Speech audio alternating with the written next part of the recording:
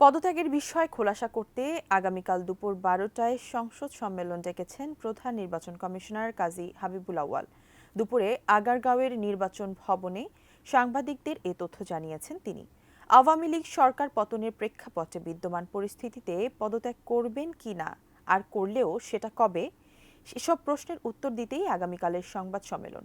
এ ব্যাপারে প্রয়োজনে রাষ্ট্রপতির সাথে সাক্ষাৎ করবেন এমন সম্ভাবনার কথাও জানান প্রধান নির্বাচন কমিশনার কাজী হাবিবুল আউয়াল।